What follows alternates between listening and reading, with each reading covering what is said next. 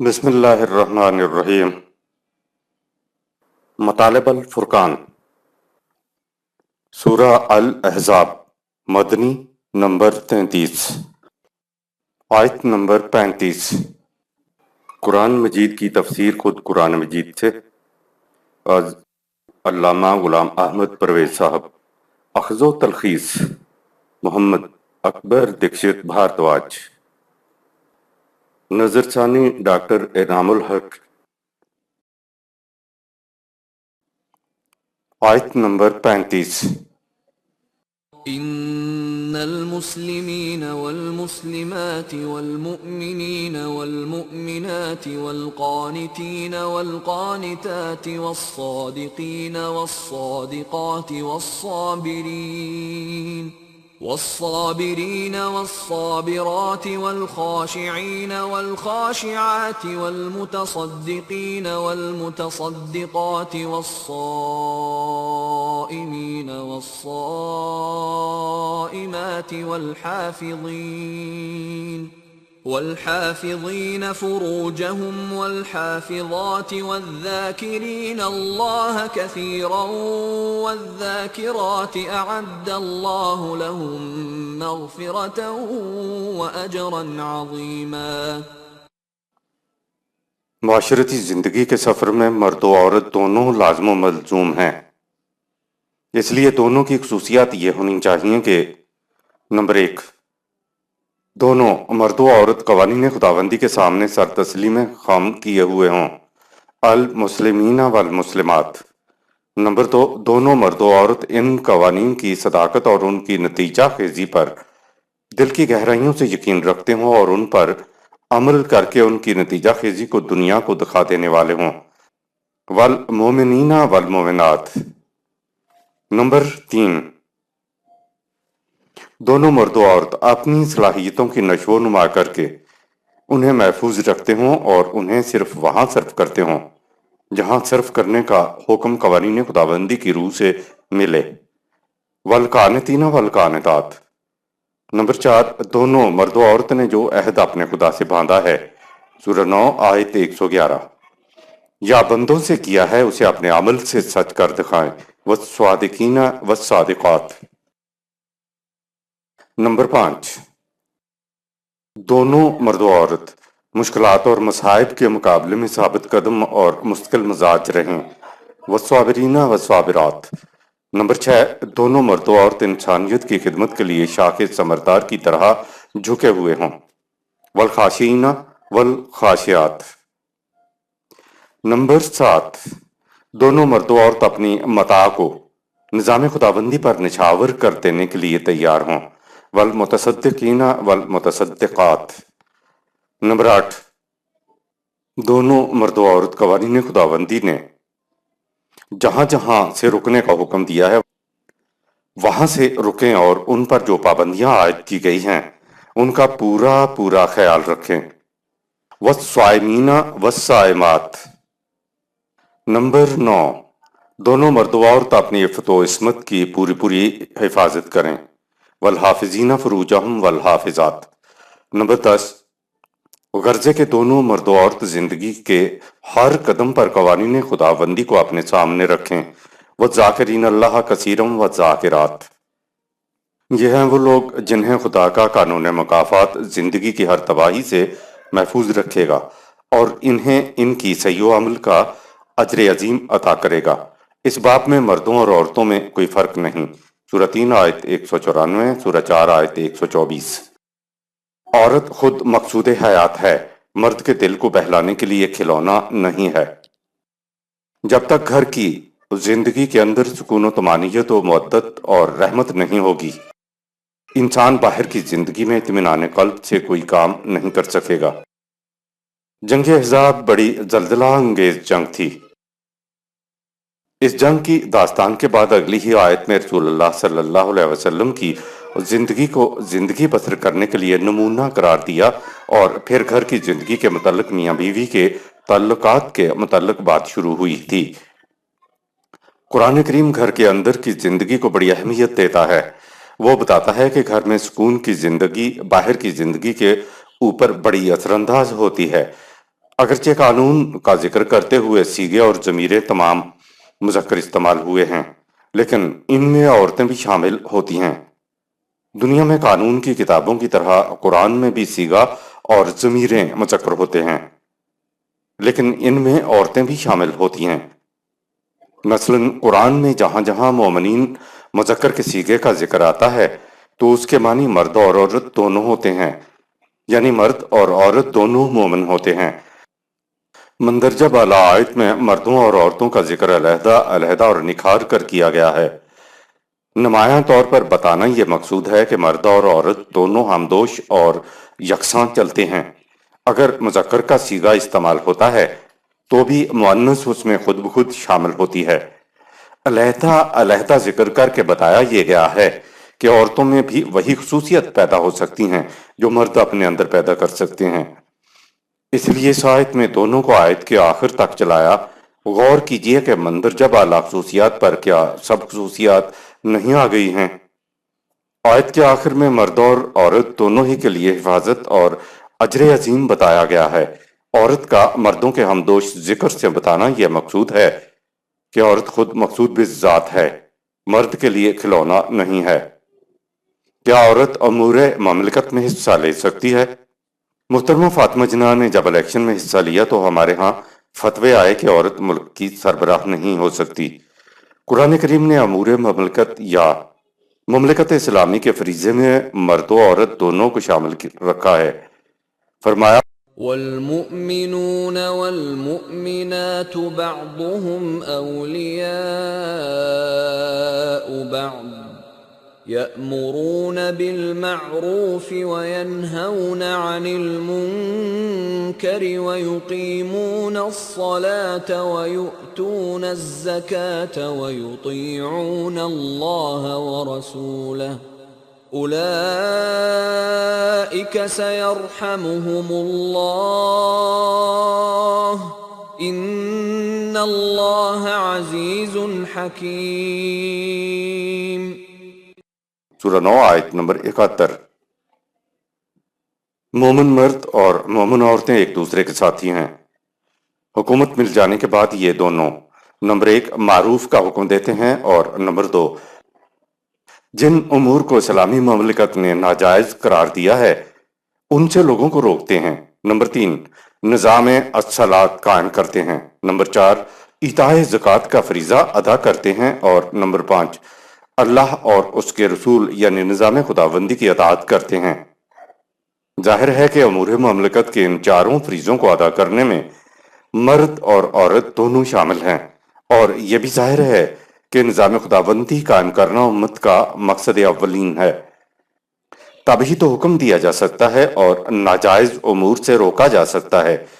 ایک اور مقام پر ہے کہ جب اس قوم کو اس امت کو تمکن فی الارض یعنی حکومت ملے گی تو یہ نمبر 1 اقامت الصلاۃ یعنی نظام خداوندی قائم کریں گے، نمبر 2 ایتاء زکوٰۃ کا فریضہ ادا کریں گے، نمبر 3 امر بالمعروف اور نمبر 4 نہی عن المنکر کا فریضہ بھی ادا کریں گے۔ سورہ 22 آیت نمبر 41۔ یہ چاروں کام اسلامی حکومت کا فریضہ ہیں اور مومن مرد اور مومن عورتیں ایک دوسرے کے ساتھی ہیں۔ سورہ 9 آیت 71۔ تو معلوم ہوا کہ ان میں سے کوئی بھی ایک دوسرے کا محکوم نہیں ہے۔ سورہ 22 آیت 41 میں امت مسلمہ کا تمکن فی الارض مقصد بتایا۔ امت یا قوم میں مرد اور عورت دونوں شامل ہیں، تو اب بحث کی گنجائش کہاں رہ گئی کہ عورت امور مملکت میں حصہ لے سکتی ہے یا نہیں؟ اور اس آیت میں تو مرد اور عورت دونوں کو ہمدوش چلا کر تمام شکوک و شبہات کو دور کر دیا ہے۔ آیت نمبر 36۔ وما كان لمؤمن ولا مؤمنة إذا قضى الله ورسوله أمرا أن يكون لهم الخيرة من أمرهم ومن يعص الله ورسوله فقد ضل ضلالا مبينا۔ اے رسول، انہیں یہ بھی بتا دو کہ جب کسی معاملہ میں خدا اور اس کا رسول نظام خداوندی کوئی فیصلہ دے دے تو مومن مردوں اور عورتوں کو اس میں تبدیلی کا کوئی اختیار باقی نہیں رہتا۔ سورہ 4 آیت نمبر 65۔ انہیں اس فیصلے کا پابند رہنا ہوگا جو اللہ اور رسول نظام خداوندی کے فیصلے کی نافرمانی کرے گا تو وہ سیدھا راستہ چھوڑ کر بہت ہی غلط راستے پر جا پڑے گا۔ اسلامی مملکت میں اطاعت کسی فرد یا گروہ کی نہیں ہوتی، اطاعت صرف قوانین خداوندی کی ہوتی ہے۔ اسلامی مملکت میں اطاعت کسی فرد کی نہیں ہوتی، نظام خداوندی کے قیام کے بعد اطاعت نظام کی ہوتی ہے، نہ کہ کسی فرد یا گروہ کی۔ اسلامی نظام ان اقدار کی اطاعت کرانے کا ذریعہ ہوتا ہے جو قرآن میں بیان ہوئے ہیں۔ نظام کو چلانے والے سب سے پہلے احکام کی خود اطاعت کرتے ہیں، اس کے بعد دوسروں سے ان کی اطاعت کا مطالبہ کرتے ہیں۔ تو حکومت تو کسی انسان کی نہ ہوئی، حکومت تو اقدار خداوندی کی یعنی قوانین خداوندی کی ہوتی ہے جو سب پر بلا تفریق لاگو ہوتے ہیں۔ ان اللہ یامرکم سورہ 2 آیت نمبر 67۔ اللہ تمہیں حکم دیتا ہے تو حکم صرف خدا کا ہوتا ہے۔ افراد تو خدا کے حکم کو نافذ کرنے والے ہوتے ہیں۔ ہمارے ہاں بھی جتنے حکومت کے افسران ہوتے ہیں وہ حکومت نہیں ہوتے، وہ تو حکومت کے کارندے ہوتے ہیں۔ حکومت تو سینٹرل گورنمنٹ یا پروونشل گورنمنٹ کی ہوتی ہے۔ سیکولر نظام میں قانون بنانے والی ایک ہیئت ہوتی ہے جو قوانین کو نافذ کرتی ہے، کیونکہ ایسے نظام میں حق حکومت ایک فرد یا افراد کے گروہ کے پاس ہوتا ہے۔ اس کے برعکس اسلامی حکومت میں قانون بنانے والی کوئی ہیئت نہیں ہوتی۔ خدا قانون سازی کے اپنے حق کو کسی کو نہیں دیتا۔ کہا وَلَا یُشْرِکْ فِی حُکْمِہِ أَحَدًا سورہ 18 آیت نمبر 26۔ وہ اپنی حکومت میں کسی کو شریک نہیں کرتا۔ ایک اور مقام پہ کہا کہ کسی انسان کو یہ حق نہیں پہنچتا خواہ اس کو قانون سازی کے اختیار حاصل ہوں، حکومت کے اختیارات حاصل ہوں، اور خواہ وہ نبی بھی کیوں نہ ہو، اس کو یہ حق حاصل نہیں کہ وہ کسی انسان سے کہے کہ تم خدا کو چھوڑ کر میرے محکوم ہو جاؤ، بلکہ اسے کہنا یہ چاہیے کہ تم سب کے سب رب کی حکومت کی اطاعت کرو۔ سورہ 3 آیت نمبر 89۔ خدا کی اطاعت کس طرح کی جائے؟ سوال پیدا ہوتا ہے کہ خدا کی اطاعت کیسے کی جائے، کیونکہ خدا تو سامنے آتا نہیں ہے۔ کہا بما کنتم تعلمون الکتاب و بما کنتم تدرسون سورہ 3 آیت نمبر 89۔ اس کتاب کی روح سے اطاعت کرو جس کو تم پڑھتے پڑھاتے ہو، سمجھتے سمجھاتے ہو۔ لہٰذا کوئی اور تو ایک طرف ایک نبی کو بھی یہ حق حاصل نہیں کہ وہ دوسرے انسانوں سے اپنی اطاعت کرائے۔ نبی بھی خدا کے احکام کی اطاعت کرتا ہے اور دوسروں سے خدا کے احکام کی اطاعت کا مطالبہ کرتا ہے۔ اسلامی حکومت میں افسران اور ماتحت افسران میں کوئی فرق نہیں ہوتا، سب احکام خداوندی کو نافذ کرنے کا ذریعہ ہوتے ہیں۔ جب اسلامی حکومت کا سربراہ نبی یا نبی کے بعد اسلامی حکومت کا سربراہ کوئی فیصلہ دے دے تو اسے دل کی گہرائیوں کے ساتھ تسلیم کرنا ہوتا ہے۔ جس نے دل کی گہرائیوں سے فیصلہ تسلیم نہ کیا تو وہ مومن نہیں ہو سکتا۔ سورہ 4 آیت نمبر 65۔ اسلامی حکومت میں وہ بھی رہتے ہیں جنہوں نے اسلام قبول نہیں کیا، ان کی جان و مال و آبرو اور ان کی عبادت گاہوں کی حفاظت اسلامی حکومت کے ذمہ ہوتی ہے۔ اس حفاظت کے عوض غیر مسلموں ذمیوں کو تھوڑا سا ٹیکس دینا ہوتا ہے جس کو خراج کہا جاتا ہے۔ ذمہ ہونا کوئی گالی نہیں ہے، بس یہ فوج اور حکومت کے بڑے عہدوں پر نہیں جا سکتے۔ اسلام قبول کرنا یا نہ کرنا انسان کے اپنے اختیار و ارادے کا فیصلہ ہوتا ہے۔ اسلامی حکومت کسی کو اسلام قبول کرنے پر مجبور نہیں کر سکتی۔ مومن کے لیے ضروری ہے کہ وہ برضا اور رغبت اسلام قبول کرے۔ اس کو ٹیسٹ کرنے کے لیے کہا کہ خدا اس حقیقت پر شاہد ہے کہ یہ مومن نہیں ہو سکتے جب تک وہ اپنے ہر اختلافی معاملے کو تمہارے پاس لا کر اس کا فیصلہ نہ کرائیں۔ سورہ 4 آیت 65۔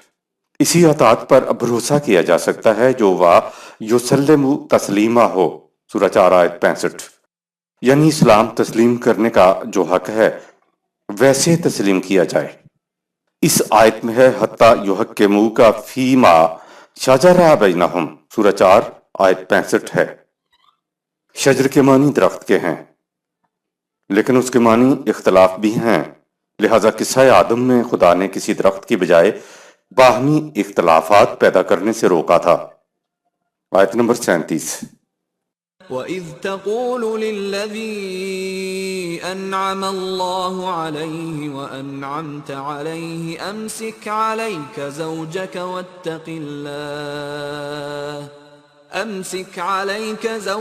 وَاتَّقِ اللَّهَ وَتُخْفِي فِي نَفْسِكَ مَا اللَّهُ مُبْدِيهِ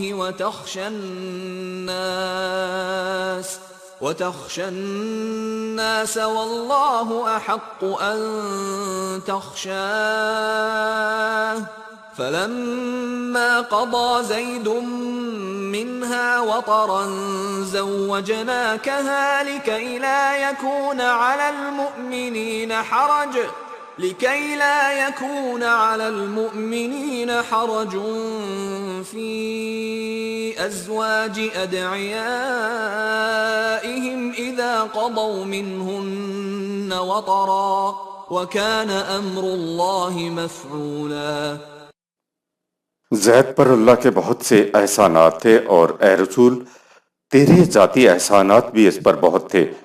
تو اس سے کہہ رہا تھا کہ اپنی بیوی کو نکاح میں رہنے دو، اور نکاح کے بعد قانون خداوندی کی روح سے تمہارا جو رشتہ بیوی سے قائم ہوا ہے اس کی نگہداشت کرو، اور جو کچھ تیرے دل میں پوشیدہ ہے اس کو چھپانے سے کچھ حاصل نہیں ہے، کیونکہ طلاق دینے کی صورت میں قانون خداوندی کی روح سے تمہیں وجہ ظاہر کرنا پڑے گی، لہٰذا تم لوگوں سے مت ڈرو کہ وہ کیا کہیں گے۔ ڈرنے کا حق تو صرف قانون خداوندی سے ہے، لیکن زید نے تیرے مشورے کو نہ مانا اور اپنی بیوی سے قطع تعلق کر لیا، تو اس قطع تعلق کے بعد تم نے قانون خداوندی کے مطابق اس کی متعلقہ بیوی سے شادی کر لی۔ ہم نے اس باب میں واضح ہدایت نازل کر دی تھی کہ منہ بولا بیٹا حقیقی بیٹا نہیں بن جاتا، سورہ 33 آیت نمبر 4۔ منہ بولے بیٹے کی متعلقہ سے شادی کرنے میں کوئی حرج نہیں، اور رسول اللہ صلی اللہ علیہ وسلم کا یہ عمل قانون خداوندی کے عین مطابق تھا، جو اس طرح طے پا گیا۔ حضرت زید کے واقعہ میں قرآن نے نبی صلی اللہ علیہ وسلم کی نبوی اور بشری دونوں حیثیتوں کو بیان کیا ہے۔ انما انا بشر مثلکم یوحا الیہ۔ اس آیت نے رسول اللہ صلی اللہ علیہ وسلم کی دونوں حیثیتوں کو الگ الگ بیان کر دیا ہے، یعنی نمبر 1 بشر ہوں تمہارے جیسا، اور نمبر 2 مجھ پر وحی آتی ہے، یعنی وحی پہنچانے کے بعد میری حیثیت ایک بشر کی رہ جاتی ہے۔ اب وہ باتیں جو رسول وحی کی روح سے کہے گا ان کی اطاعت کی جائے گی، ان کو سند اور حجت تسلیم کیا جائے گا، لیکن جو باتیں رسول اللہ صلی اللہ علیہ وسلم نے بشر کی حیثیت سے کی ان کی حیثیت وحی جیسی نہیں ہوگی۔ رسول اللہ صلی اللہ علیہ وسلم کی زندگی ہی میں قرآن نے شخصیت پرستی کو جڑ سے کاٹ کے رکھ دیا۔ قرآن کی تعلیم کا بنیادی نقطہ یہ ہے کہ وہ انسان کو صحیح آزادی عطا کرنے کے لیے آیا ہے۔ حضور صلی اللہ علیہ وسلم کی شخصی یعنی بشری حیثیت اور رسول کی حیثیت دونوں الگ الگ تھیں، اور ان میں فرق تھا۔ اس کی مثال بھی قرآن نے خود ہی دے دی۔ سورہ احزاب میں حضرت زید کا واقعہ قرآن نے خود اپنے دامن میں محفوظ رکھ لیا، اور وہ اسی لیے رکھ لیا کہ دو حیثیتیں رسول اللہ صلی اللہ علیہ وسلم کی نکھر کر سامنے آ جائیں۔ آپ صلی اللہ علیہ وسلم زید رضی اللہ تعالی عنہ سے کہتے ہیں امسک علیکا زوجہ کا، سورہ 33 آیت نمبر 37۔ حضرت زید کو حضور صلی اللہ علیہ وسلم کہہ رہے ہیں کہ اپنی بیوی کو طلاق نہ دو۔ امسک علیکا زوجہ کا، سورہ 33 آیت 37 کے الفاظ وہی تو ہیں، لیکن یہ الفاظ رسول اللہ صلی اللہ علیہ وسلم کے بشری حیثیت میں ہیں جو قرآن نے محفوظ کر لیے۔ اگر یہ الفاظ وحی کی روح سے خدا کہلواتا اور یہ الفاظ رسول اللہ صلی اللہ علیہ وسلم کی اپنی ذاتی حیثیت میں نہ ہوتے تو پھر ممکن ہی نہ تھا کہ حضرت زید رضی اللہ تعالیٰ عنہ علیحدگی اختیار کر کے گناہ کے مرتکب ہوتے۔ وحی کے حکم سے انکار کا تو تصور بھی نہیں کیا جا سکتا تھا، اور آیت کی ابتدا یوں ہوتی ہے کہ یہ وہ شخص ہے جس پر خدا نے بھی انعامات کیے اس کے رسول صلی اللہ علیہ وسلم نے بھی انعامات کیے، یعنی اتنی بڑی وہ شخصیت ہیں۔ رسول اللہ صلی اللہ علیہ وسلم اس کو حکم دیتے ہیں کہ بیوی کو طلاق نہ دو۔ قرآن ہی ہمیں بتاتا ہے کہ انہوں نے اس کے باوجود اپنی بیوی کو طلاق دے دی، لیکن انہیں رسول اللہ صلی اللہ علیہ وسلم کی حکم عدولی میں نہ صرف ماخذ نہیں کیا گیا، بلکہ رسول اللہ صلی اللہ علیہ وسلم سے پہلے جیسے تعلقات بھی برقرار رہے، وہ صحابی بھی رہے اور ان پر خدا کی نعمتیں بھی ہوتی رہیں، تو گویا یہ کوئی جرم ہی نہیں ہوا، حالانکہ رسول اللہ صلی اللہ علیہ وسلم کے وحی پر مبنی حکم کی حکم عدولی ایسی چیز ہے جس کے بعد کوئی انسان مسلمان ہی نہیں رہ سکتا۔ قرآن خود کہہ رہا ہے کہ فلا وربک لا یؤمنون حتی یحکموک فیما شجر بینہم ثم لا یجدوا فی انفسہم حرجا مما قضیت ویسلموا تسلیما۔ سورہ 4 آیت 65۔ تیرا رب اس کی شہادت دیتا ہے کہ یہ کبھی ایمان والے نہیں ہو سکتے تا وقت کہ اپنے ہر معاملے کے اندر تمہیں حکم نہ تسلیم کر لیں، اور تمہارے فیصلے کے بعد وہ اپنے دل کی گہرائیوں میں بھی تیرے فیصلے کے خلاف کسی قسم کی گرانی تک محسوس نہ کریں۔ تو ایک طرف تو یہ کیفیت ہے اور دوسری طرف یہ کیفیت ہے کہ وہ حکم دیتے ہیں امسک علیکا زوجا کا، سورہ 33 آیت 37، اور وہ اس حکم کے باوجود بیوی کو طلاق دے دیتے ہیں۔ یہ کیا چیز تھی؟ سورت آل عمران میں ہے کہ کسی بشر کے لیے یہ جائز ہی نہیں ہے کہ وہ لوگوں سے اپنا حکم منواتا پھرے۔ وہ مشورہ دے گا، وہ نصیحتیں کرے گا، لیکن وہ کسی کی شخصی آزادی کو سلب نہیں کرے گا۔ لیکن جہاں وحی کی بات آئے وہاں خود رسول صلی اللہ علیہ وسلم بھی اسے اسی طرح سے مانے گا اور عمل کرے گا جیسے ہر وہ شخص جو وحی پہ ایمان رکھتا ہے۔ یہ دو حیثیتیں نمایاں طور پہ قرآن نے ہمارے سامنے رکھ دیں۔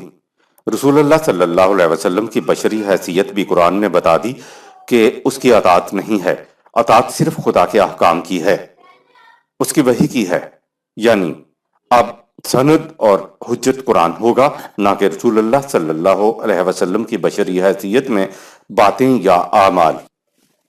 ختم نبوت کے بعد وحی کا سلسلہ ختم ہو گیا، تو اب کسی بشر کو یہ حق حاصل نہیں کہ وہ اپنے آپ کو سند اور حجت قرار دے یا کسی انسان کے بارے میں کوئی ایسا سمجھے۔ جب سند اور حجت خدا کی کتاب ہوگی تو دین میں شخصیت پرستی نہیں آئے گی۔ قرآن کو سمجھانا ٹھیک ہے، لیکن کیا مجھ پر یہ فریضہ عائد ہوتا ہے کہ جو کچھ وہ سمجھتے ہیں میں بھی ویسا ہی سمجھوں؟ کسی کی بصیرت سے اختلاف کرنے والا خدا کی وحی کا منکر نہیں ہو جاتا۔ خدا قرآن کو سمجھنے، اس پر غور و فکر کرنے کی آزادی سلب نہیں کرتا، لیکن کسی کا غور و فکر سند اور حجت نہیں ہو سکتا۔ قرآنی مفہوم میں وحدت پیدا کرنے کے لیے معاشرے میں نظام خداوندی کا قیام لازمی ہے، اس کے بغیر وحدت پیدا نہیں ہو سکتی۔ نظام کے متعین کردہ قوانین، بائی لاز نظام کے احکام ہوں گے، نظام میں فرقوں کا سوال ہی پیدا نہیں ہوگا۔ پہلے ہی قرآنی حدود کے اندر رہتے ہوئے مشاورت سے قانون بنایا جائے گا، پھر اس کو قانون کی حیثیت سے نافذ کیا جائے گا۔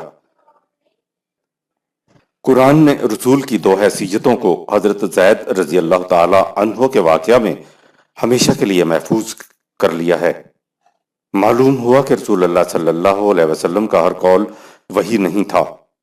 اگر وحی ہوتا تو حضرت زید حکم عدولی نہیں کر سکتے تھے۔ حیرت ہے کہ جب بھی انسان نے محض اپنے غور و فکر کی روح سے آگے قدم بڑھایا ہے وہ قرآن کے قریب پڑا ہے۔ مثلا UN کا چارٹر 75% قرآن کی آیتوں پر مشتمل ہے، 25% اور جمع کر دیں تو قرآن ہو جاتا ہے، لیکن فرقہ بندی کی وجہ سے مسلمان جو قدم بھی اٹھاتا ہے وہ قرآن کے خلاف جاتا ہے۔ حضرت زید بن حارث سے حضرت زینب کی شادی اور پھر طلاق۔ سارے صحابیوں میں صرف ایک ہی صحابی ہیں جن کا نام قرآن میں آیا ہے، اور وہ ہیں حضرت زید بن حارث رضی اللہ تعالی عنہ۔ یہ حضرت خدیجہ رضی اللہ تعالی عنہا کے پاس غلام کے طور پر رہتے تھے۔ حضرت خدیجہ رضی اللہ تعالی عنہا سے جب آپ صلی اللہ علیہ وسلم کا نکاح ہوا تو انہوں نے اس غلام کو محمد صلی اللہ علیہ وسلم کو دے دیا، لیکن آپ صلی اللہ علیہ وسلم نے اسے فوراً آزاد کر دیا کہ جہاں جی چاہے وہ چلا جائے۔ حضرت زید کا باپ اور چچا لینے کے لیے آئے تو زید نے انتخاب رسول اللہ صلی اللہ علیہ وسلم کے ساتھ رہنے کا کیا۔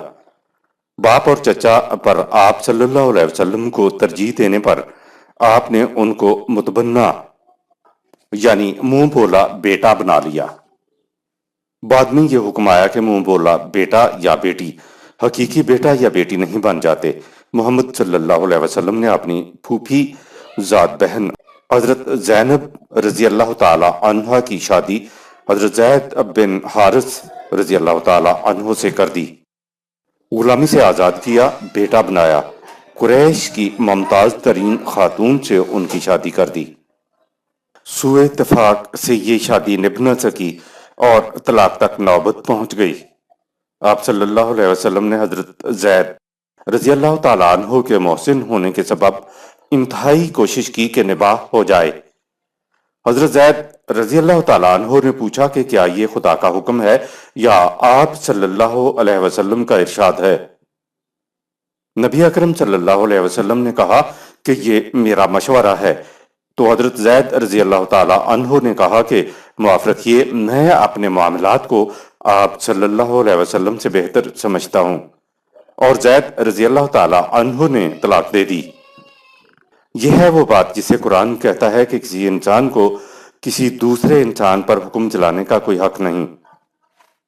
تاریخ میں دو زید ہیں، ایک تو یہی ہیں جن کا قصہ یہاں بیان ہوا ہے، اور دوسرا وہ زید بن ثابت ہے رضی اللہ تعالی عنہ جس نے قرآن مرتب کیا تھا۔ قرآن نے بھی یہ واقعہ اسی لیے بیان فرمایا کہ نبی تک کو بھی کسی پر اپنا حکم چلانے کی اجازت نہیں ہے۔ اطاعت صرف نظام خداوندی کے سربراہ کے نافذ کردہ احکام کی جائے گی، نہ کہ ذاتی مشورہ یا حکم کی۔ یہ بات یاد رہے کہ اطاعت انہی فیصلوں کی لازم ہے جنہیں رسول یا سربراہ نظام خداوندی کی طرف سے نافذ کرے۔ رسول کے ذاتی مشورے یا رائے سے اختلاف کیا جا سکتا ہے، بے شک نظام کے فیصلے رسول کی طرف سے ہی صادر ہوتے ہیں، لیکن اس سے رسول کی ذاتی اطاعت مقصود نہیں ہوتی تھی۔ سورہ 3 آیت نمبر 78۔ رسول کی ذاتی رائے یا مشورہ سے اختلاف کا حق امت کو حاصل ہے، لیکن اس اختلاف کا نام معصیت خدا اور رسول نہیں ہے۔ مثلا حضرت زید بن حارث رضی اللہ تعالیٰ عنہ کے قصے ہی کو لیں جو اوپر بیان ہوا ہے۔ حضرت زید رضی اللہ تعالیٰ عنہ اپنی بیوی حضرت زینب رضی اللہ تعالیٰ عنہا جو رسول اللہ صلی اللہ علیہ وسلم کی پھوپھی ذات بہن تھیں کو نباہ نہ ہو سکنے کے سبب طلاق دینا چاہ رہے تھے۔ نبی اکرم صلی اللہ علیہ وسلم زید کو طلاق کے ارادے سے منع فرما رہے تھے کہ اگر تمہیں کوئی چھوٹی موٹی شکایت ہے تو اس سے درگزر کرو، اور اگر کوئی گہرا اختلاف دل میں چھپائے ہوئے ہو تو اس کو ظاہر کرو، کیونکہ طلاق دیتے وقت بھی تو تمہیں وجہ بتانا پڑے گی۔ زید رضی اللہ تعالیٰ عنہ نے معلوم کیا کہ یا رسول اللہ صلی اللہ علیہ وسلم، کیا طلاق نہ دینے کے بارے میں نظام خداوندی کی طرف سے آپ صلی اللہ علیہ وسلم کا حکم ہے یا محض آپ کا مشورہ ہے؟ آپ نے فرمایا کہ حکم نہیں ہے، یہ میرا مشورہ ہے۔ تو حضرت زید رضی اللہ تعالی عنہ نے کہا کہ یا رسول اللہ صلی اللہ علیہ وسلم، میں آپ کے مشورے کو تسلیم نہیں کرتا کیونکہ میں اپنے معاملات زیادہ بہتر سمجھتا ہوں۔ بہرحال طلاق ہو گئی اور نبی اکرم صلی اللہ علیہ وسلم نے قانون خداوندی کے مطابق حضرت زینب رضی اللہ تعالی عنہا سے نکاح کر لیا، کیونکہ منہ بولا بیٹا حقیقی بیٹے کی مانند نہیں ہوتا، اور قانون خداوندی میں یہ نکاح جائز تھا۔ دوسرا واقعہ بریرہ نامی ایک لونڈی کا ہے۔ یہ لونڈی کسی کی آزاد کرتا تھی اور اس کے ساتھ ایک صحابی رضی اللہ تعالی عنہ نے نکاح کیا تھا۔ یہ لونڈی بھی اپنی آزادی سے اپنے شوہر سے الگ ہونا چاہتی تھی۔ اس صحابی نے رسول اللہ صلی اللہ علیہ وسلم سے عرض کی کہ اس کو سمجھائیں۔ وہ لونڈی حضور صلی اللہ علیہ وسلم کو مل گئی تو آپ صلی اللہ علیہ وسلم نے فرمایا، اے بریرہ، اپنے خاوند کو کیوں چھوڑتی ہو؟ لونڈی نے پوچھا کہ یا رسول اللہ، کیا خدا نے کچھ ایسا ارشاد فرمایا ہے؟ آپ نے فرمایا کہ نہیں، یہ تو میرا مشورہ ہے۔ لونڈی نے کہا کہ مشورے کا شکریہ، میں شوہر کے پاس نہیں جانا چاہتی۔ آپ صلی اللہ علیہ وسلم ہنستے ہوئے وہاں سے روانہ ہو گئے۔ یہ تھی آزادی اور حریت کی وہ روح جو رسول اللہ صلی اللہ علیہ وسلم نے اپنے پیروکاروں کے اندر پھونک دی تھی۔ یہ نظام اسلام کی جرأت آموزیاں ہیں۔ اسلامی نظام میں ایسے لوگ تیار کیے جاتے ہیں، جب ان سے کہہ دیا جائے کہ یہ اسلامی نظام کا حکم ہے تو اس پر ان کے دلوں میں گرانی تک محسوس نہیں ہوتی۔ آپ دیکھ رہے ہیں کہ قرآن کیا تعلیم دیے چلا جا رہا ہے۔ آیت نمبر 38۔ ما كان على النبي من حرج فيما فرض الله له سنة الله في الذين خلوا من قبل وكان أمر الله قدرا مقدورا۔ جو بات قانون خداوندی نے جائز قرار دی ہو، اس کے کر لینے میں نبی کے لیے کوئی حرج نہیں ہوتا۔ یہ قانون اسی نبی کے لیے خصوصیت کے ساتھ نہیں بھیجا گیا۔ قانون خداوندی شروع سے ایسا ہی رہا ہے، اور اللہ کا قانون اس کی غیر متبدل مشیت کی روح سے مقرر شدہ پیمانوں کے مطابق ہوتا ہے۔ قانون خداوندی کسی کی رعایت نہیں کرتا۔ آیت نمبر 39۔ الذين يبلغون رسالات الله ويخشونه ولا يخشون أحدا إلا الله وكفى بالله حسيبا۔ سابقہ انبیاء جو اللہ کا پیغام پہنچاتے تھے، وہ صرف اللہ یعنی قوانین خداوندی کی خلاف ورزی کے نتائج ہی سے ڈراتے تھے۔ وہ خوب جانتے تھے کہ ہم اپنے اعمال کے لیے صرف خدا کے سامنے جواب دہ ہیں۔ وہ صرف اللہ ہی کو اپنا نگران سمجھتے تھے۔ آیت نمبر 40۔ ما كان محمد أبا أحد من رجالكم ولكن رسول الله وخاتم النبيين وكان الله بكل شيء عليما۔ محمد تم میں سے کسی لڑکے کے حقیقی باپ نہیں ہے، بلکہ وہ تو خدا کے احکام تم تک پہنچاتا ہے، اور آپ پر نبوت ختم ہو گئی ہے، اور یہ سب کچھ اللہ کے لامحدود علم کی بنا پر ہوا۔ جب رسول اللہ صلی اللہ علیہ وسلم نے حضرت زید بن حارث کی مطلقہ سے نکاح کیا تو لوگ باتیں بنا رہے تھے، کیونکہ عربوں میں منہ بولے بیٹے کو بھی حقیقی بیٹے کا درجہ دیا جاتا تھا، اور ان کے رواج کے مطابق یہ نکاح جائز نہ تھا۔ لیکن یہ رواج قانون خداوندی کے خلاف تھا، اس لیے اس رسم کو برقرار نہیں رکھا جا سکتا تھا۔ لوگوں کی چہم گوئیوں کے جواب میں رسول اللہ صلی اللہ علیہ وسلم کی 3 پوزیشن بتائیں کہ نمبر 1، محمد صلی اللہ علیہ وسلم تم میں سے کسی لڑکے کے حقیقی باپ نہیں ہیں، تو یہ الٹی سیدھی باتیں کیوں بنا رہے ہو؟ نمبر 2، محمد صلی اللہ علیہ وسلم تو خدا کے رسول ہیں۔ نمبر 3، نبیوں کے خاتم ہیں۔ اللہ خوب جانتا ہے کہ نبوت کا سلسلہ کب تک جاری رکھا جائے اور کب ختم کر دینا چاہیے، لہٰذا یہ سلسلہ نبوت کو ختم کرنا خدا کے لامحدود علم کی بنا پر ہوا ہے۔ قرآن اپنی تکمیل کو پہنچ گیا، اس کو محفوظ کر دیا گیا، تو اس کے بعد نبوت کی ضرورت ہی نہ رہی۔ آیت نمبر 41۔ يا أيها الذين آمنوا اذكروا الله ذكرا كثيرا۔ اے جماعت مومنین، تمہارا فریضہ یہ ہے کہ تم نظام خداوندی تشکیل دو اور اطاعت کے لیے قوانین خداوندی کو اپنے سامنے بھی رکھو اور ان کا چرچا بھی کیا کرو۔ اب یہ فریضہ امت کے سپرد ہے۔ سورہ 3 آیت 109، سورہ 35 آیت 32۔ نظام اسلام کے حقائق و نظریات کا نتیجہ نظام کے اندر ہی برآمد ہوتا ہے۔ کسی دوسرے نظام کے اندر نہیں۔ اللہ تعالیٰ نے قرآن کو ذکر سورہ 38 آیت 87 کہا ہے۔ ذکر کے معنی ہوتے ہیں کسی چیز کو ہمیشہ سامنے رکھنا۔ ہدایت یہ کی جا رہی ہے کہ تم قوانین خداوندی کو بکثرت اپنے سامنے رکھو، یعنی جتنی شدت کی مخالفت ہے اتنی ہی شدت اور کثرت کے ساتھ تم اس پر توجہ دو، اس کو زندگی کے ہر شعبے میں اپنے سامنے رکھو۔ نماز، حج، روزہ وغیرہ نظام خداوندی کے پروگرام کے اجزاء ہیں۔ ان کی ادائیگی کرنے کے بعد جو نتائج برآمد ہونے ہوتے ہیں وہ قرآن میں بیان ہیں۔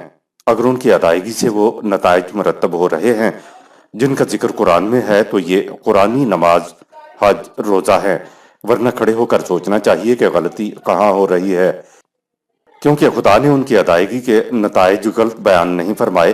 دراصل یہ نظام خداوندی کے اجزاء ہیں اور یہ اجزاء نظام خداوندی ہی کے اندر اپنے نتائج برآمد کرتے ہیں۔ اب چونکہ پوری دنیا میں اسلامی نظام کہیں قائم نہیں ہے، اس لیے ان اجزاء کے نتائج بھی برآمد نہیں ہو رہے ہیں۔ لہٰذا ان حالات میں مناسب یہی ہے کہ امت اسلام کے ان اجزاء کو جس طرح ادا کر رہی ہے اسی طرح ادا کرتی رہے۔ جب نظام قائم ہوگا تو ان مردہ اسلامی اجزاء میں جو اب نتائج برآمد نہیں کر رہے ہیں ان میں حقیقی روح بھر جائے گی اور ان کے نتائج برآمد ہونے لگیں گے۔ آج کسی کو یہ حق حاصل نہیں کہ اسلام کے ان اجزاء میں کسی قسم کا رد و بدل کرے۔ جس انداز میں امت ان کو ادا کرتی چلی آ رہی ہے اسی طرح جاری رکھا جائے۔ پروپیگنڈا کیا جاتا ہے کہ پرویز صاحب اسلام کے اجزاء کو کوئی اہمیت نہیں دیتا۔ یہ بات غلط ہے۔ پرویز صاحب اسلام کے ان اجزاء کو بالکل امت کی طرح زندگی بھر ادا کرتے رہے۔ نماز بھی قریب کی مسجد میں پیش امام کے پیچھے ادا کرتے رہے۔ یہ بے بنیاد پروپیگنڈا اس لیے کیا جاتا تھا کہ لوگ پرویز صاحب کی تعلیمات کو نہ پڑھیں۔ اگر کوئی نماز نہیں پڑھتا تو پرویز صاحب کا نام نہ لے، بلکہ جرت کر کے کہے کہ بھئی سستی ہے، کاہلی ہے، یا یہ کہ میں نماز کو اپنے لیے مفید نہیں پاتا۔ پرویز کو بدنام نہیں کرنا چاہیے کیونکہ پرویز صاحب تو ساری زندگی اسلام کے اجزاء پر کاربند رہے تھے۔ اسلامی اجزاء قومی شعار ہیں، ہماری شناخت ہیں، ان کو جاری رہنا چاہیے۔ آیت نمبر 42۔ وَسَبِّحُوهُ بُكْرَةً وَأَصِيلًا۔ اور ان قوانین کی عملی تنفیذ کے لیے دن رات سرگرم عمل رہو۔ سورہ 48 آیت نمبر 9۔ سبحو ہو، اس لفظ کے معنی تسبیح یعنی پھیرنے والی تسبیح کے کیے جاتے ہیں، حالانکہ تسبیح کے معنی ہیں بدن کی پوری توانائی کو استعمال کرتے ہوئے کسی کام کے کرنے کے لیے سرگرمی عمل و سرگرداں رہنا، کام سر انجام دینے کے لیے انتہائی کوشش کرنا، پوری جد و جہد کرنا۔ یہاں کہا یہ گیا ہے کہ اس پروگرام کی تکمیل میں جو اللہ تعالیٰ نے تمہارے سپرد کیا ہے، صبح شام اور رات دن یعنی ہمہ وقت امکان پر کوشش کرتے رہو، شدت سے سرگرم عمل اور سرگرداں رہو، خدا کے پروگرام کے لیے پوری جد و جہد کرو۔ آیت نمبر 43۔ هو الذي يصلي عليكم وملائكته ليخرجكم من الظلمات إلى النور وكان بالمؤمنين رحيما۔ اگر تم ایسا کرتے رہے تو قوانین خداوندی کی برکات اور اس کی کائناتی قوتوں کی تائید و نصرت تمہارے ساتھ رہے گی۔ سورہ 33 آیت نمبر 56۔ ان کی طرف سے تم پر تبریک و تہنیت کے پھول برسیں گے۔ اس کا عملی نتیجہ یہ ہوگا کہ اللہ تمہیں زندگی کے ہر قسم کی تاریکیوں سے نکال کر جگمگاتی روشنی میں لے آئے گا۔ سورہ 14 آیات 1 تا 5۔ اور وہ مومنین کی تمام صلاحیتوں کی نشو و نما کرتا چلا جائے گا۔ سورہ 2 آیات 155 تا 157، سورہ 9 آیت 103۔ سال جس کا ترجمہ درود کر لیا جاتا ہے کی اصل و حقیقت، هو الذی یصلی علیکم وملائکتہ، سورہ 33 آیت نمبر 43۔ وہ خدا اور اس کے ملائکہ اے جماعت مومنین تم پر صلات بھیجتے ہیں۔ زیر نظر آیت میں خدا اور اس کے ملائکہ مومنین پر صلات بھیجتے ہیں، یعنی خدا اور اس کے ملائکہ مومنین کے حق میں کچھ پڑھتے نہیں ہیں بلکہ صلات والا کام کرتے ہیں۔ یہ آیت آپ کے سامنے کبھی اس انداز سے نہیں آئی ہوگی کہ خدا اور اس کے ملائکہ جماعت مومنین پر صلات بھیجتے ہیں۔ اسی صورت میں آگے ہے ان اللہ و ملائکتہ یصلون علی النبی، سورہ 33 آیت نمبر 56۔ اللہ اور اس کے ملائکہ نبی پر صلات بھیجتے ہیں۔ گویا خدا اور اس کے ملائکہ جو کام جماعت مومنین کے ساتھ کرتے ہیں وہی کام نبی کے ساتھ بھی کرتے ہیں۔ دونوں آیات میں وہی اللہ اور ملائکہ کا ذکر ہے اور وہی یصلی علیکم کے الفاظ ہیں۔ اگر صلات کے معنی درود پڑھنے کے ہیں تو پھر اللہ اور اس کے ملائکہ نبی پر درود پڑھ کر بھیجتے ہیں، سورہ 33 آیت 56۔ اور اسی طرح اللہ اور اس کے ملائکہ تم پر جماعت مومنین پر بھی درود پڑھ کر بھیجتے ہیں، سورہ 33 آیت نمبر 43۔ لہٰذا یہ صلات کوئی ایسی چیز ہے جو خدا اور اس کے ملائکہ صرف نبی کے ساتھ ہی نہیں کر رہے ہیں بلکہ وہ تو جماعت مومنین کے ساتھ بھی وہی کچھ کرتے ہیں۔ تو سوال پیدا ہوتا ہے کہ یہ صلات یعنی پڑھنے والی صلات یعنی درود کیا چیز ہے جو اللہ اور ملائکہ مومنین اور نبی کے ساتھ کرتے ہیں؟ سورہ 33 آیت 56 تو خصوصیت کے ساتھ نبی اکرم صلی اللہ علیہ وسلم کے متعلق ہے، لیکن سورہ 33 آیت 43 جماعت مومنین کے متعلق ہے۔ چونکہ دونوں آیات قیامت تک قرآن میں موجود رہیں گی، اس لیے نبی اکرم صلی اللہ علیہ وسلم سے متعلق سورہ 33 آیت 56 ہر اس شخص کے لیے بھی ہوگی جو نظام خداوندی کا سربراہ ہوگا۔ اسی طرح جماعت مومنین کے متعلق سورہ 33 آیت 43 نہ صرف رسول اللہ صلی اللہ علیہ وسلم کے زمانے کے مومنین کے متعلق ہے بلکہ قیامت تک نظام خداوندی کے سربراہ کی مدد کرنے والے مومنین کے متعلق بھی رہے گی۔ ختم نبوت سے مراد یہ ہے کہ رسول اللہ صلی اللہ علیہ وسلم کے بعد اب فرائض رسالت یعنی جو ذمہ داریاں رسول اللہ صلی اللہ علیہ وسلم کی تھیں ان کو اب یہ امت سر انجام دے گی۔ اس لیے امت مسلمہ کو خدا نے وارثین کتاب قرار دیا ہے، لہٰذا خدا اور اس کے ملائکہ کی تائید رسول اللہ صلی اللہ علیہ وسلم کے بعد نظام خداوندی کے سربراہ اور اس کی مدد کرنے والوں دونوں کے لیے قیامت تک برابر دستیاب رہیں گے۔ درود کا لفظ عربی زبان کا لفظ نہیں ہے۔ ایران پر مجوسی مذہب چھایا ہوا تھا، ان کو عربوں نے فتح کیا اور سارا ایران بظاہر مسلمان ہو گیا، لیکن مجوسیوں کے دانشور طبقہ کو شکست ہضم نہ ہو سکی۔ ان کے دانشوروں نے دین اسلام کو مذہب اسلام میں تبدیل کر دیا۔ قرآن میں تو یہ تبدیلی نہ کر سکتے تھے، اس لیے انہوں نے کیا یہ کہ قرآن کے الفاظ کو تو نہ چھیڑا، البتہ اس کے مفہوم کو بدل دیا۔ آج کا اسلام جسے علامہ اقبال اجمی اسلام کہتے ہیں، یہ مجوسیوں کے دانشوروں کا وضع کرتا ہے۔ تصورات ان کے ہیں، نظریات ان کے ہیں، انہوں نے اپنے تصورات، نظریات اور عقائد کے مطابق روایات گھڑیں اور ان کو رسول اللہ صلی اللہ علیہ وسلم کی طرف منسوب کر دیا۔ پھر ان روایات کی روح سے قرآن کی تفاسیر لکھی گئیں۔ اب حالت یہ ہے کہ ہم تلاوت تو قرآن کے الفاظ کی کرتے ہیں، لیکن قرآن کے الفاظ کا ہم مطلب وہ لیتے ہیں جو ان کی تحریر کردہ روایات، تواریخ اور تفاسیروں میں درج ہے۔ ایران کے دانشوروں نے سوچا کہ اس غالب قوم سے خدا کو چھڑا دیا جائے تو پھر یہ قوم غالب نہیں رہ سکے گی۔ اس سازش کے تحت ایرانیوں نے اپنے دانشور 6 جامعین حدیث کو بھیجا، جنہوں نے 6 صحیح ترین احادیث کی کتابیں لکھ دیں اور ان کو رسول اللہ صلی اللہ علیہ وسلم سے منسوب بھی کر دیا۔ ان روایات کی روح سے انہوں نے قرآن کے الفاظ کے معنی بدل دیے۔ قرآن کی اصطلاحات صوم، حج، زکوٰۃ کی حیت تو وہی رہنے دیں، ان کی غرض و غایت بدل دیں، یہاں تک کہ ان کے نام تک بدل دیے۔ مثلا صلاۃ کو نماز کہا، صوم کو روزہ کہا اور یصلی علیکم کا ترجمہ درود کر دیا۔ روزہ، نماز اور درود عربی زبان کے الفاظ نہیں ہیں، بلکہ یہ فارسی زبان کے الفاظ ہیں۔ مجوسی جو اپنے ہاں پرستش کرتے تھے وہ اپنی پرستش کو نماز کہتے تھے، پرستش کے بعد دعا مانگتے تو وہ اپنی دعا کو درود کہتے تھے، اور روزہ تو لفظ ہی روز سے ہے جسے جشن نوروز کے طور پر مجوسی مناتے تھے، اور ایران میں نوروز کا دن آج تک منایا جاتا ہے۔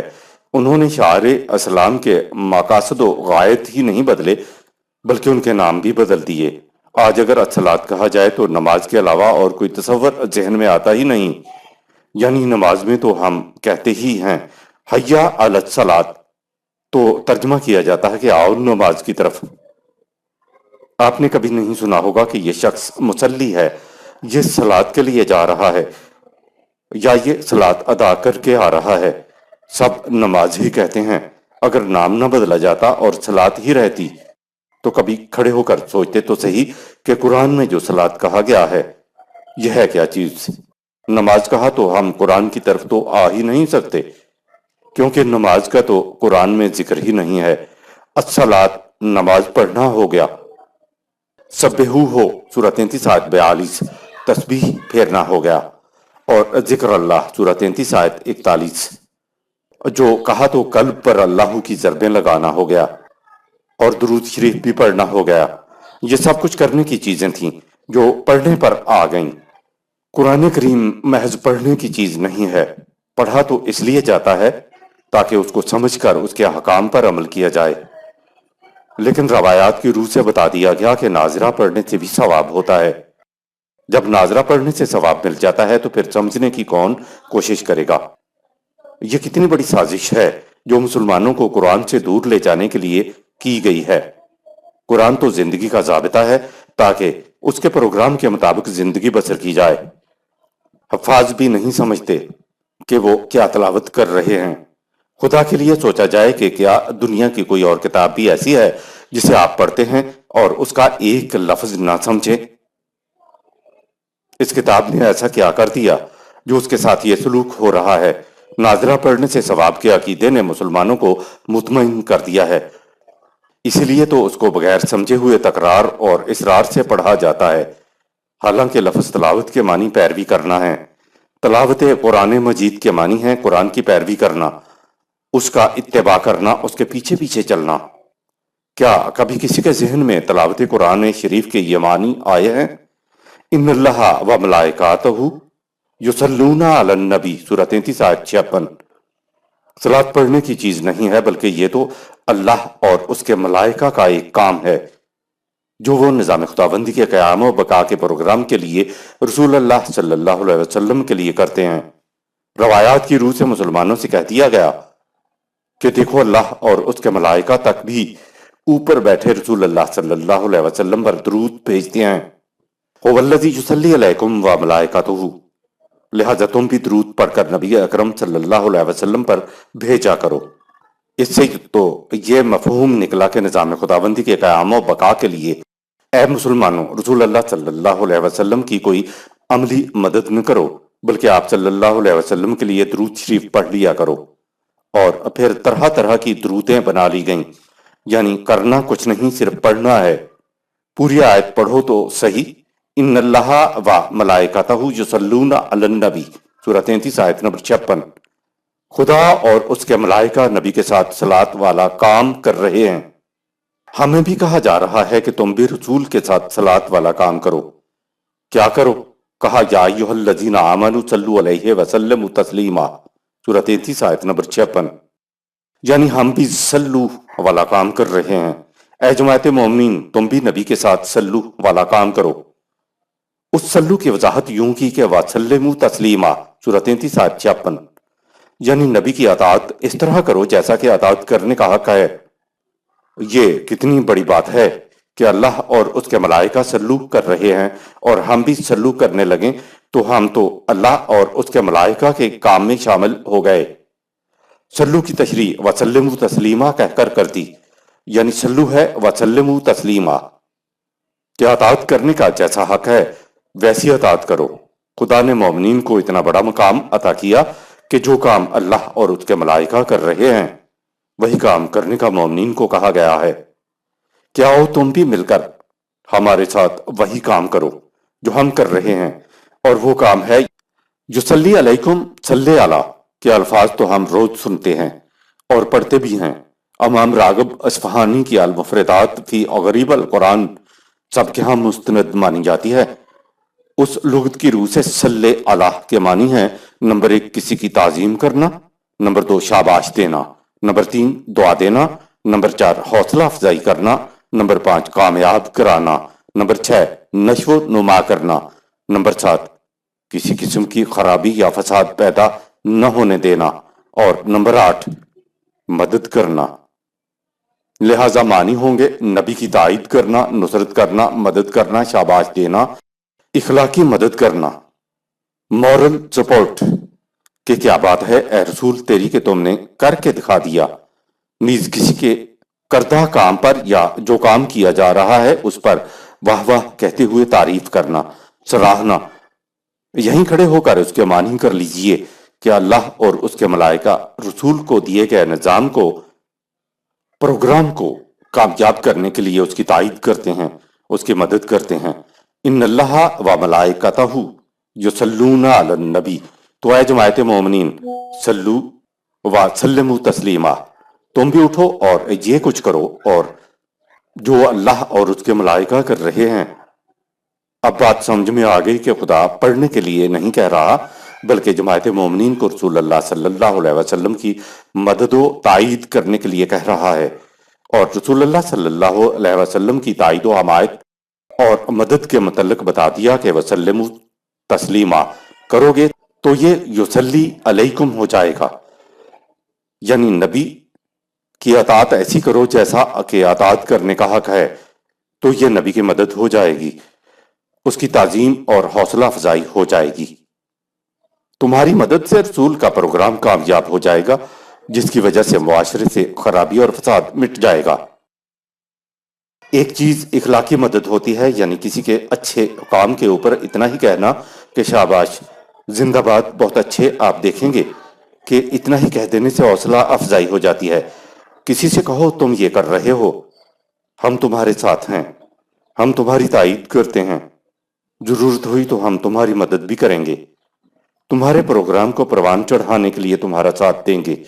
تو جس سے یہ کہا جائے گا اس کے حوصلے کتنے بلند ہو جائیں گے، اس کو کس قدر تسکین حاصل ہوگی کہ جو کچھ میں کر رہا ہوں وہ صحیح کر رہا ہوں، مجھے ان کی تائید حاصل ہے، یہ میرا ساتھ دیں گے، یہ میرے پروگرام کو کامیاب بنائیں گے۔ تائید اور حوصلہ افزائی صلی اللہ کے پہلے معنی ہیں۔ شاباش اور تائید کے نفسیاتی طور پر کیا اثرات مرتب ہوتے ہیں، اس کے لیے دیکھیے کہ نظام خداوندی کے قیام کے ابتدائی دور میں مالی امداد کی بڑی ضرورت تھی۔ جماعت مومنین کے افراد اپنی اپنی بساط سے کہیں بڑھ کر رسول اللہ صلی اللہ علیہ وسلم کی خدمت میں صدقات پیش کرتے تھے۔ رسول اللہ صلی اللہ علیہ وسلم سے کہا کہ خذ من اموالہم صدقۃ، سورہ 9 آیت نمبر 103، ان سے ان کے صدقات لے لیا کرو۔ صدقات دینے سے مومنین کو کیا حاصل ہوتا ہے؟ کہا تو طہرہم و تزکیہم بہا، سورہ 9 آیت نمبر 103۔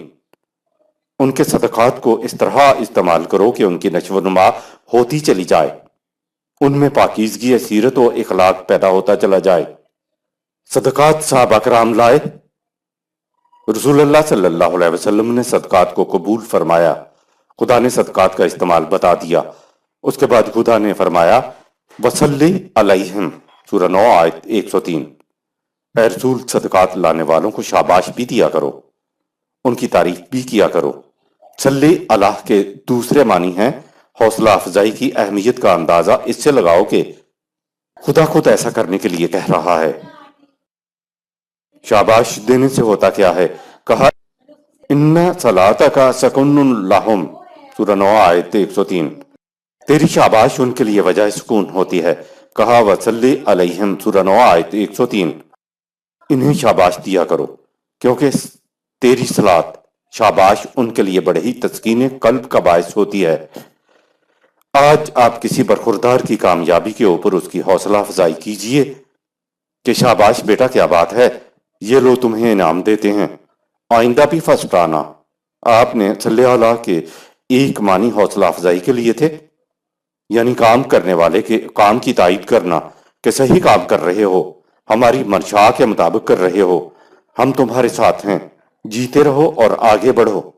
اس طرح تائید سے انسان کا دل اور حوصلہ بڑھتا ہے۔ یہ ہے سل اعلیٰ۔ جو لوگ میدان جنگ میں جان ہتھیلی پر رکھ کر مخالفت کے ہجوم میں پہاڑ کی طرح ڈٹ جائیں، اور انہیں تو کم از کم اتنا ہی کہہ دیا جائے کہ وہ کیا بات ہے تمہاری بہادری کی، اللہ اور اس کے فرشتے اے جماعت مومنین تمہارے اوپر تحسین اور تبریک کے پھول نشاور کرتے ہیں۔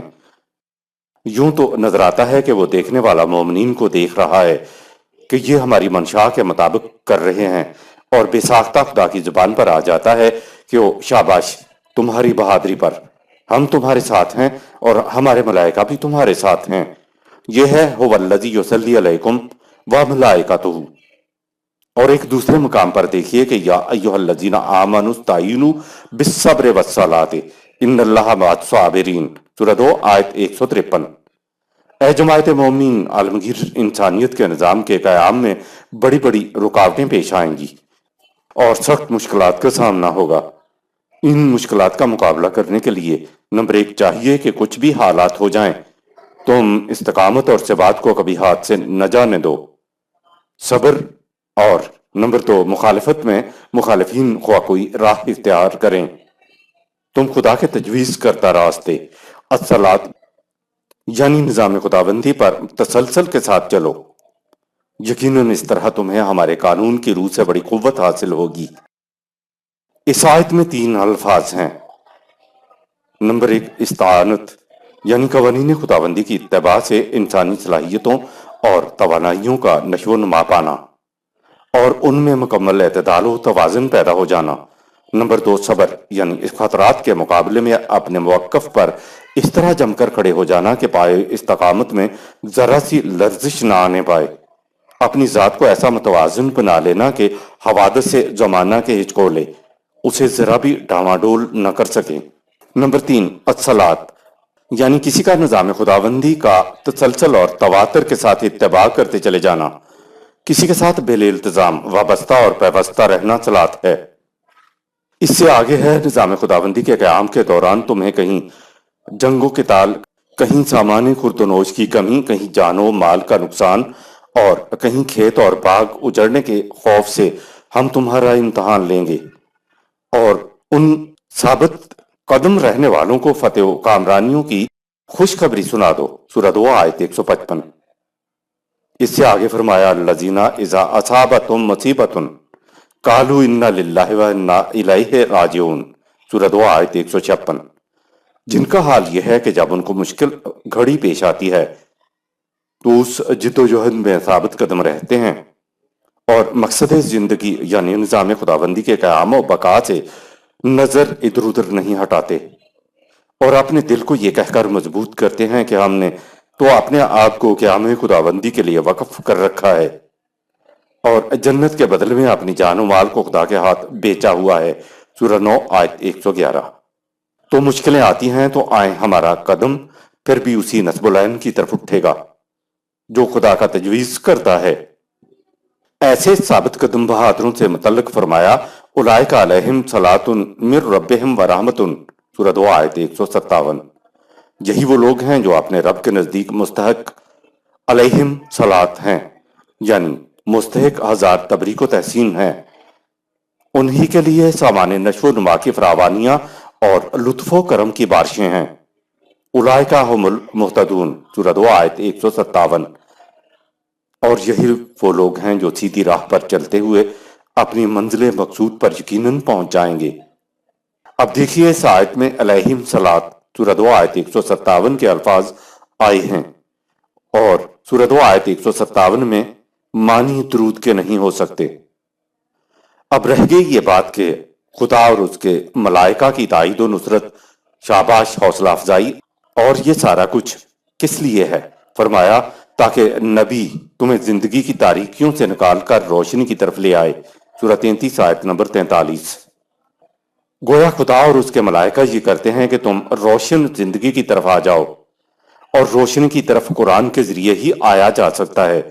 روشنیوں کی طرف برضا اور رغبت آنے والوں کی خدا مدد تو ضرور کرتا ہے، لیکن یہ مدد غیر مشروط نہیں ہے۔ شرط ملاحظہ فرمائیں، یا ایھا الذین آمنوا ان तंसुरुल्लाह यंसुरकुम, सूरह 47 आयत नंबर 7। ऐ जमायत मोमिनीन, अगर तुम खुदा की मदद करोगे तो वो तुम्हारी मदद करेगा। शर्त देख लिया आपने, यानी पहले इंसान ने करना है। खुदा की मदद बहुत बड़ी मदद है। सवाल यह है कि खुदा की मदद करती क्या है। फरमाया वा युसब्बितु अक़दामकुम, सूरह 47 आयत 7। तुम्हारे अंदर ऐसी कैफियत पैदा कर दी जाएगी कि तुम मैदान जंग में जमकर खड़े हो जाओगे। साबित कदम रहने वालों की मदद करना खुदा ने आपने ऊपर फर्ज करार दिया हुआ है, सूरह 30 आयत 47। लेकिन शर्त वही है कि बशर्ते के मोमिनीन हमारी मदद के लिए खड़े हो जाएं। वल्लज़ी युसल्ली अलैकुम व मलाइकतुहु, सूरह 33 आयत 43 का मफहूम उम्मीद है अब समझ में आ जाएगा। क्या है जमायत मोमिनीन, अगर तुम उस दीन को गालिब करने के लिए खड़े हुए हो तो फिर हम और हमारी कायनाती कुव्वतें तुम्हारी मदद करेंगी, तुम्हारी ताईद करेंगी, तुम्हारी तहसीन व आफरीन करेंगी, हौसला अफजाई करेंगी, नशो नवा का सामान देंगी, तुम्हारे प्रोग्राम को कामयाब बनाने में तुम्हारी मदद करेंगे। कहा कि ये करते हैं हम और हमारे मलाइका। अब आगे आए सूरह 33 आयत 56 पर, इन्नल्लाह व मलाइकातुहु युसल्लूना अलन नबी। यहाँ नबी के लिए भी वही अल्फाज हैं जो सूरह 33 आयत 43 में मोमिनीन के लिए आए थे कि हम और हमारे मलाइका यही कुछ नबी के लिए भी करते हैं। मोमिनीन का मर्तबा मुलाहिजा फरमाएं। कहा है नबी, तेरी मदद के लिए अल्लाह और जमायत मोमिनीन काफी हैं, सूरह 8 आयत नंबर 64। यानी खुदा अकेला मदद के लिए काफी नहीं है, बल्कि ये मोमिनीन जो तेरा इत्तबा कर रहे हैं और खुदा मिलकर दोनों तेरी मदद के लिए काफी हैं। देख लिया आपने सहाबा कराम रिजवानुल्लाह अलैहिम का मर्तबा, यानी अकेला खुदा मदद के लिए काफी नहीं, बल्कि खुदा और सहाबा कराम रिजवानुल्लाह अलैहिम तेरी मदद के लिए काफी हैं। यह खुदा का प्रोग्राम तो क़यामत तक चलना है। हम पर तो क़यामत गुजर गई कि दीन इस्लाम को मजहब इस्लाम में तब्दील कर दिया गया, वरना खुदा ने जो बात नबी के लिए कही थी वही बात मोमिनीन के लिए भी कही है। जब भी निज़ाम खुदाबंदी कायम होगा तो उस आयत का तर्जुमा यूं हो जाएगा कि ऐ निज़ाम खुदाबंदी के सरबराह, तेरी मदद के लिए तेरे ये पैरोकार और खुदा दोनों की मदद मिलकर काफी है, सूरह 8 आयत नंबर 64। बहरहाल पहल मोमिनीन ने करना होगी, तब जाकर खुदा और उसके मलाइका मददो ताईद शाबाश इस्तकामात आएगी। ये जो कहा गया है कि सल्लु अलैहि, सूरह 33 आयत 56, यानी आओ ऐ जमायत मोमिनीन, तुम और हम मिलकर नबी सल्लल्लाहु अलैहि वसल्लम के प्रोग्राम को पाया तकमील तक पहुंचाने के लिए मदद करें। तो ये इसलिए कहा गया कि इधर हम और हमारे मलाइका ये कर रहे हैं, आओ हम सब मिलकर, आओ हम सब मिल जाएं। बात को यही नहीं छोड़ दिया गया, कहा वा तो अज्जरू हो वा तो अक्करू हो, सूरह 48 आयत नंबर 9। उस रसूल या निजाम खुदाबंदी के सरबराह की मदद करो, उसकी अजमत को कायम रखो, उसके वकार को कायम रखो। लिहाजा सल्लु अलैहि के मानी ये हुए कि तुम रसूल के निजाम को, प्रोग्राम को कामयाब करने के लिए जहां फरोशाना मैदान के अंदर आ जाओ, उसकी मदद करो, उसकी अजमत वकार को दुनिया में कायम रखो। दूसरे मकाम पर व तो अज्जरू हो 48 आयत 9, सूरह 48 आयत 9 की वजाहत यूं की कि अज्जरू हो व नसरू हो, सूरह 7 आयत 157, उसकी ताजीम और उसकी मदद करो। अजर के अंदर ताजीम और एहतराम और वकार सब चीजें आ जाती हैं। रसूल की ताईद और एहतराम की वजाहत यूं की कि वत्तबा उन्नूर अल्लज़ी उन्ज़िला मअहू, सूरह 7 आयत 157, यानी ये जो हमने कुरान नाजिल किया है उसके नूर का इत्तबा करते चले जाओ तो रसूल की मदद हो जाएगी। यानी हम जो मदद कर रहे हैं कुरान के इत्तबा से, तुम भी वही कुछ करने लग जाओगे। और आगे है उलाइका हुमुल मुफलिहून, सूरह 7 आयत 157, तुम कामयाब हो जाओगे और रसूल की मदद हो जाएगी। खुदा और उसके मलाइका रसूल की निजाम को कामयाब करने के लिए मदद करते हैं। اے جماعت مومنین، تم بھی اس مقصد کے لیے قوانین خداوندی پر عمل پیرا ہو کر رسول کی مدد کرو، خدا کے نظام کی عظمت کو قائم کرو۔ خدا کے نظام کی عظمت کو قائم رکھنے کا ایک طریقہ تو یہ ہے کہ قرآن کا اتباع کرو، اور دوسرا طریقہ یہ کہ وَسَلِّمُوا تسلیما، سورہ 33 آیت 56، رسول یعنی نظام خداوندی کے سربراہ کی اطاعت کرو جیسا کہ اطاعت کرنے کا حق ہے۔ محترم قارئین کرام، یہ وَسَلِّمُوا تسلیما ہے جسے ہم درود پڑھنا کہتے ہیں۔ وَسَلِّمُوا تسلیما کس انداز کی ہو، اس کو بھی ہم قرآن ہی سے پوچھتے ہیں۔ کہا تیرا رب اس کی شہادت دیتا ہے کہ یہ کبھی مومن نہیں ہو سکتے جب تک اپنے ہر اختلافی معاملے کے اندر تجھے اپنا حکم یا فیصلہ کرنے والا تسلیم نہ کر لیں، سورہ 4 آیت 65۔ اور اس کے بعد ہے جو فیصلہ تو کر دے، اس کے خلاف اپنے دل کی گہرائیوں میں بھی گرانی تک محسوس نہ کریں، سورہ 4 آیت 65۔ یہ ہے وَسَلِّمُوا تسلیما، اسے کہتے ہیں اطاعت کرنا۔ ہم نے صلو علیہ کو صلی اللہ علیہ کر دیا اور وَسَلِّمُوا تسلیما کو وسلم بنا دیا ہے، الفاظ وہی لے لیے لیکن اس کو پڑھنے یا ورد کرنے کی چیز بنا لیا ہے۔ حالانکہ نظام خداوندی کا قیام اور اس کی بقا مومنین اور خدا دونوں کا مشترکہ پروگرام ہے، اس لیے کہا کہ تم خدا کے دین کی مدد کرو تو ہم تمہاری مدد کریں گے، سورہ 47 آیت نمبر 7۔ خدا کی مدد کرنے سے مراد یہ ہے کہ خدا کے قوانین کی اطاعت کرو، اور اطاعت بھی ایسی کہ نظام کا سربراہ جو فیصلہ کر دے اس پر دل کی گہرائیوں میں بھی گرانی محسوس نہ ہو۔ ایسا کرو گے تب جا کر تم زندگی کی تاریکیوں سے روشنیوں کی طرف آؤ گے، سورہ 33 آیت نمبر 43۔ روشنی میں آنے سے مومنین کی صلاحیتیں نشو و نما پاتی چلی جائیں گی۔ جنگوں میں رسول اللہ صلی اللہ علیہ وسلم بذات خود لیڈر ہوا کرتے تھے، لہذا معلوم ہوا کہ رسول محض واز نہیں کیا کرتے تھے، نبی کا فریضہ نظام خداوندی کا قیام بھی ہوتا تھا۔ سورہ 33 آیت 43 اور سورہ 33 آیت 56 دونوں کو ملا کر پڑھا جائے تو مفہوم یہ نکلتا ہے کہ خدا اور ملائکہ کی مدد بھی اے جماعت مومنین تمہاری وساطت سے ہی آئے گی۔ اٹھو اور نظام خداوندی کے قیام و بقا کے لیے سربراہ کے ساتھ مل کر عملی جد و جہد کرو۔ یہ مطلب نہیں کہ تم صرف صلی اللہ علیہ وسلم پڑھ لیا کرو، یہ ہے مقصد ان آیات کا جسے ہم صلاۃ و سلام کہتے ہیں۔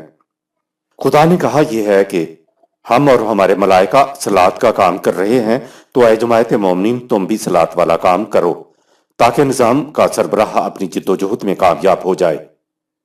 اس دین کو کامیاب بنانے اور اسے غالب کرنے کے لیے ہم اور ہماری کائناتی قوتیں ملائکہ اس مقصد کے لیے مدد کرتی ہیں، لیکن اکیلے ہماری مدد سے کام نہیں ہوگا، تمہیں بھی ساتھ دینا ہوگا، لہٰذا تم بھی وہی کرو جو ہم کر رہے ہیں۔ اے جماعت مومنین، ہماری مدد ہی میں ہماری اور ملائکہ کی تائید پوشیدہ ہوتی ہے۔ یہ تو تھا مدد کے بارے میں، اور اس کے مقابل جو لوگ اللہ اور اس کے رسول کو ایذا پہنچاتے ہیں، اللہ نے ان پر دنیا اور آخرت دونوں میں دنیاوی زندگی کی خوشگواریوں سے اور آخرت کی سرفرازیوں سے محروم کر رکھا ہے، سورہ 33 آیت 57۔ اس آیت میں الفاظ ہیں اللہ اور اس کا رسول، یعنی جو اللہ اور اس کے رسول کو اذیت دیتے ہیں۔ ظاہر ہے کہ اللہ کو اذیت کون دے سکتا ہے، اس لیے اللہ اور رسول سے مراد نظام خداوندی ہے، سورہ 33 آیت 43 سے قبل یہ آ چکا ہے کہ اے جماعت مومنین تمہارا فریضہ یہ ہے کہ تم اطاعت کے لیے قوانین خداوندی کو اپنے سامنے بھی رکھو اور ان کا چرچہ بھی کیا کرو، سورہ 33 آیت 41۔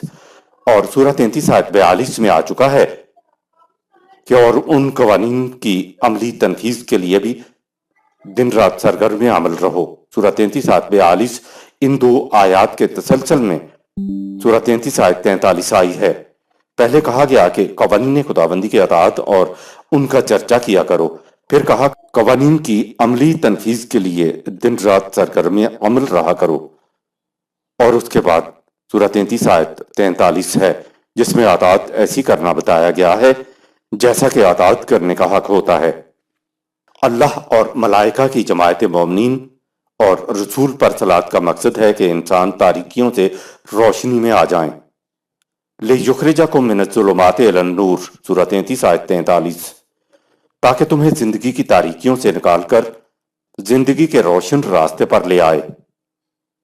جو لوگ تاریکیوں سے روشنی میں آ گئے ہیں تو کیا بات ختم ہو گئی؟ نہیں، جو لوگ روشنی میں آ گئے ہیں ان کا فریضہ ہے کہ وہ جو دوسروں کو بھی روشنی میں لائیں۔ اس بات کو تقابلی انداز سے یوں فرمایا کہ اوامن کانا میتن فاحییناہ، سورہ 6 آیت 122۔ سوچو کہ کیا یہ لوگ ان لوگوں کے برابر ہو جائیں گے جو وحی الہی کے بغیر مردہ تھے؟ خدا نے انہیں وحی کے ذریعے زندہ کر دیا۔ قوموں کی موت اور حیات کے لیے یہی الفاظ ومن کانا میتن فاحییناہ سورہ 6 آیت 122 آئے ہیں۔ یہ نہیں ہوتا کہ جس قوم کو مردہ کہا گیا ہے وہ سچ مچ مردہ تھے، قبروں میں لیٹے ہوئے تھے۔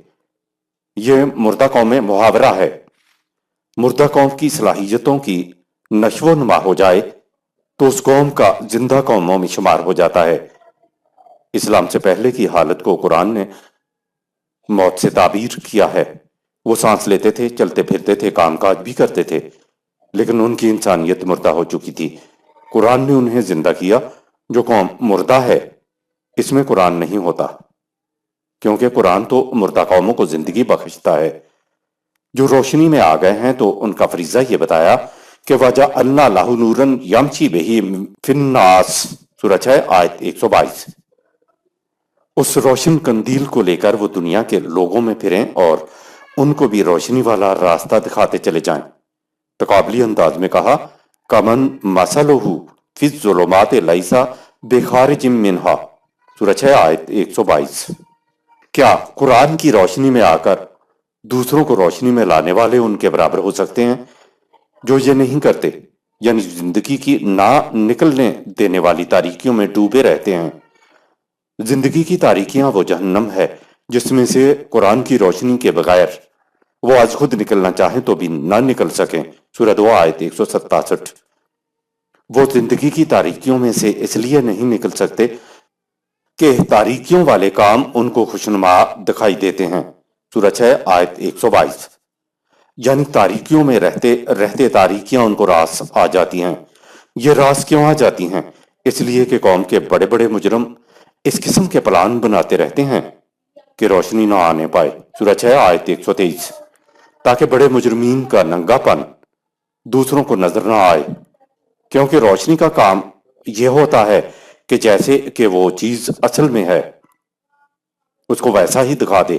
تاریکیوں کی پلاننگ کرنے والے تاریکی میں رہتے ہوئے بڑے خوش ہوتے ہیں کہ ہم کامیاب ہیں، لیکن یہ پلاننگ روشنی میں دیکھی جائے تو ان کی پلاننگ ان کی زندگی کے خلاف ہوتی ہے، لیکن انہیں مضرت کا شعور نہیں ہوتا، سورہ 6 آیت نمبر 123۔ ظاہر ہے کہ قوم ڈوبے گی تو یہ بھی نہیں بچ سکیں گے۔ آپ نے دیکھا کہ ختم نبوت کے بعد نبی اکرم صلی اللہ علیہ وسلم کا فریضہ کس طرح امت کی طرف منتقل ہوا ہے۔ فکری شمعیں بجھ جائیں یا بجھا دی جائیں تو قوم تاریکیوں میں ڈوب جاتی ہے، جس سے قوم اوہام پرستیوں اور توہم پرستیوں میں ایسی غرق ہوتی ہے کہ جاگنے کا نام ہی نہیں لیتی۔ آیت نمبر 44۔ تحیتهم یوم یلقونه سلام وأعد لهم اجرا کریما۔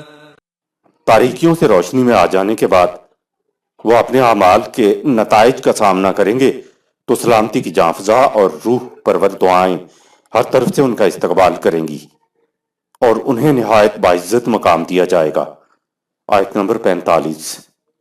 یا ایھا النبی انا ارسلناک شاہدا و مبشرا و نذیرا، اے نبی ہم نے تجھے اس لیے بھیجا ہے کہ تو وحی خداوندی کے مطابق ایسا نظام قائم کر دے جو اقوام عالم کے اعمال کی نگرانی کرے، شاہدن سورہ 2 آیت 143، اور لوگوں کو بتا دے کہ اس کے مطابق چلنے کا انجام کیسا خوشگوار ہوگا، مبشرن، اور اس کی خلاف ورزی کے عواقب کس قدر تباہ کن ہوں گے، نذیرہ۔ صدق اللہ العظیم۔